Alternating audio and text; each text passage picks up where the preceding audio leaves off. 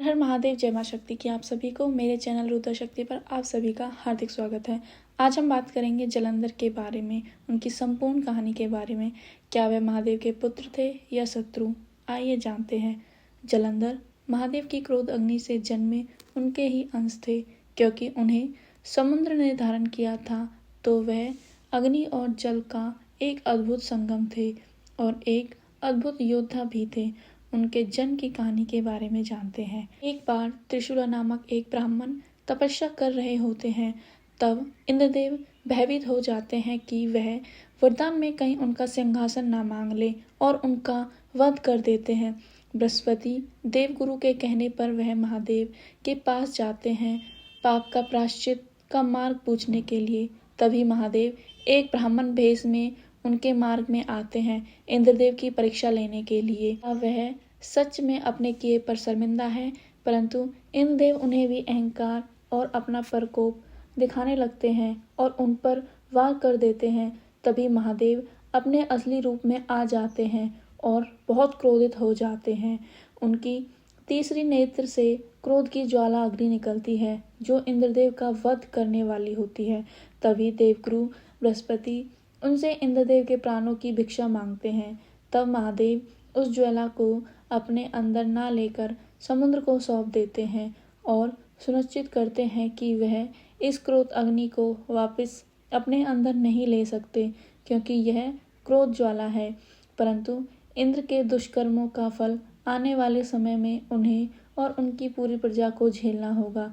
तभी उस क्रोध अग्नि से एक शिशु का जन्म होता है, जो कि एक समुद्र में रहने वाली एक मत्स्या उसे स्वीकार करती है। समुद्रदेव सुनिश्चित करते हैं कि आज से तुम इस बच्चे की माँ कहलाओगी। तभी ब्रह्मा जी वहाँ प्रकट होते हैं और कहते हैं कि यह पुत्र आज से तुम्हारा हुआ, यह अत्यंत वीर होगा और यह जल में पैदा होने के कारण जलंधर नाम से जाना जाएगा। तभी वह मत्स्या उनका पालन पोषण करती है, परंतु इंद्रदेव को भय सताने लगता है। कहीं वह क्रोध अग्नि युवा अवस्था में पूछने से पहले उस बालक को मार देना चाहते हैं। वह जलंधर को मारने का बहुत प्रयास करते हैं, परंतु उनके सारे प्रयास विफल हो जाते हैं, क्योंकि जलंधर बालक रूप से भी अत्यंत शक्तिशाली था। तभी इंद्रदेव स्वयं जलंधर को मारने चले जाते हैं। वह एक साधु का रूप लेते हैं और वहां जाकर जलंधर से पानी मांगते हैं। जलंधर उन्हें पानी पिलाकर दोबारा पानी का पात्र भरते हैं और गुफा की ओर जाने लगते हैं। तभी इंद्रदेव उन पर वार करने लगते हैं पीछे से। इतने में जलंधर की माता आ जाती है और उनका अस्त्र उनकी माँ को लग जाता है, जलंधर को बचाने की अपेक्षा में। जैसे ही जलंधर को अपनी माँ की सुनाई देती है, जैसे ही जलंधर अपनी माँ के पास जाते हैं, उनकी माँ उन्हें वहाँ से जाने का आदेश देती है। जलंधर वहाँ से भाग जाते हैं। जैसे ही वह अगली सुबह आकर देखते हैं तो जलंधर की माँ मर चुकी होती है। वह वहाँ विलाप करते रहते हैं। तभी वहाँ असुर गुरु शुक्राचार्य आ जाते हैं और इंद्रदेव भी आ जाते हैं और वह जलंधर का वध करने की इच्छा बताते हैं। तभी असुर गुरु शुक्राचार्य उनकी रक्षा करते हैं और उनकी माँ का अंतिम संस्कार कराते हैं। शुक्राचार्य अपनी दिव्य दृष्टि से पहचान लेते हैं कि वह महादेव की क्रोध अग्नि से जन्मा उनका अंश है। इसमें महादेव की भांति शक्तियाँ होंगी, सिर्फ अब असुरों की रक्षा और उनको नई दिशा यही दे सकते हैं। फिर गुरु शुक्राचार्य उसे अपने साथ लेकर अपने आश्रम चले जाते हैं और उन्हें काफ़ी कुछ सिखाते हैं।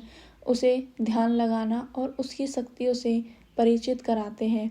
वह महान योद्धा बनते हैं और उनका विवाह वृंदा से होता है। वृंदा एक पवित्र और पतिव्रता नारी होती है और नारायण भक्त होती है। उसके साथ साथ वह एक वैद्य भी होती है। युद्ध में आहत हुए सैनिक का उपचार करने में सहायता करती हैं। वृंदा की पतिव्रता होने के कारण ही जलंधर अत्यंत शक्तिशाली बन जाते हैं।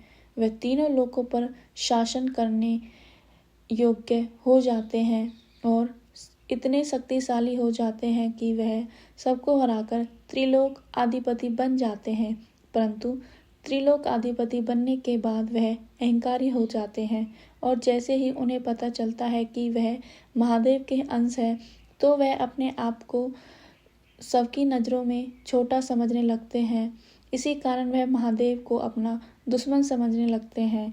उनके गुरु शुक्राचार्य उन्हें महादेव की गाथाएं सुनाते हैं और त्रिमूर्ति का महत्व भी बताते हैं और यह भी कहते हैं कि महादेव उनके इष्ट हैं। वह कभी महादेव के खिलाफ किसी भी षड्यंत्र में जलंधर का साथ नहीं देंगे। परंतु जलंधर गुरु शुक्राचार्य की कोई बात नहीं मानते हैं अथवा गुरु शुक्राचार्य से मायावी शक्ति सीख के माता पार्वती का अपहरण कर लेते हैं, क्योंकि उन्हें ज्ञात हो जाता है कि महादेव उनका अंत बिना माता पार्वती के नहीं कर सकते हैं। जैसे ही उन्हें यह पता चलता है कि इस समय माता पार्वती स्मृतिहीन है तो वह इस चीज़ का फ़ायदा उठाते हैं। जैसे ही यह बात गुरु शुक्राचार्य को पता चलती है तो वह उनसे कहते हैं कि माता पार्वती को सम्मान सहित वापस छोड़कर आए, वरना यह तुम्हारे अंत का आरंभ है। परंतु वह गुरु की कोई बात नहीं मानते। तभी गुरु शुक्राचार्य वहाँ से चले जाते हैं और जलंधर से कहते हैं कि आज से वह उनका त्याग करते हैं और गुरु शुक्राचार्य महादेव के पास चले जाते हैं उनसे माफ़ी मांगने। तभी महादेव गुरु शुक्राचार्य से प्रसन्न होकर उन्हें अनेकों आशीर्वाद देते हैं, जैसे कि शुक्र ग्रह में शामिल, ज्योतिष में उनका पद तथा सप्ताह में उनका एक दिन शुक्रवार। उसके बाद जलंधर वृंदा से कहते हैं कि वह एक नए जीवन की शुरुआत करना चाहते हैं। एक बार वह महादेव को पराजित कर दे।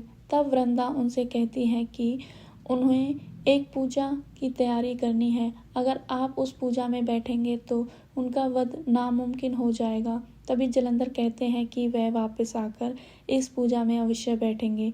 इतने में वृंदा पूजा की तैयारी करती है तो भगवान विष्णु जलंधर का रूप लेकर पूजा में शामिल हो जाते हैं और जैसे ही वृंदा तिलक लगाने लगती है तो वह समझ जाती है कि वह जलंधर नहीं कोई और है। जैसे ही वृंदा उन्हें उनके वास्तविक रूप में आने को कहती है तो भगवान विष्णु अपने रूप में आते हैं।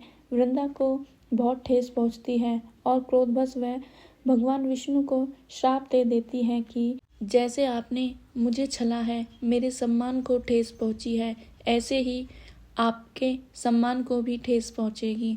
आपकी पत्नी को भी कोई छलेगा, उनके वियोग में वर्षों भटकेंगे आप।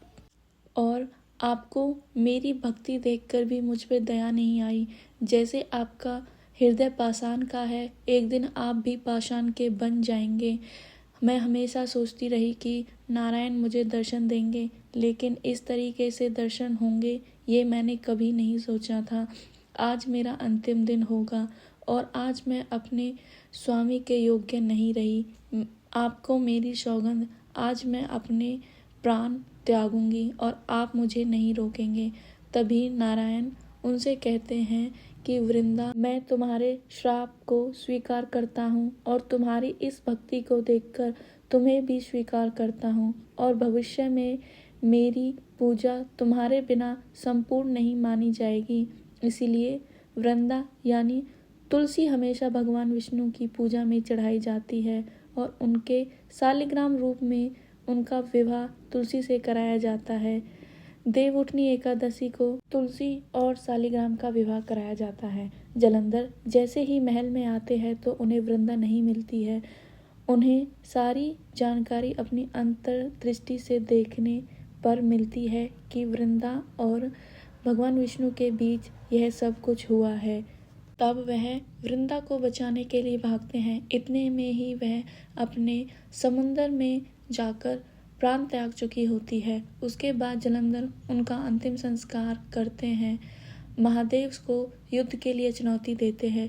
पहले दिन वह कार्तिकेय से युद्ध करते हैं, परंतु वह कुमार कार्तिकेय को युद्ध में हरा देते हैं। अगले दिन जब महादेव से साक्षात्कार होता है तो वह देखते हैं कि माता पार्वती भी उनके साथ युद्ध भूमि में आ जाती हैं, क्योंकि माता पार्वती की स्मृतियाँ वापस आ जाती है।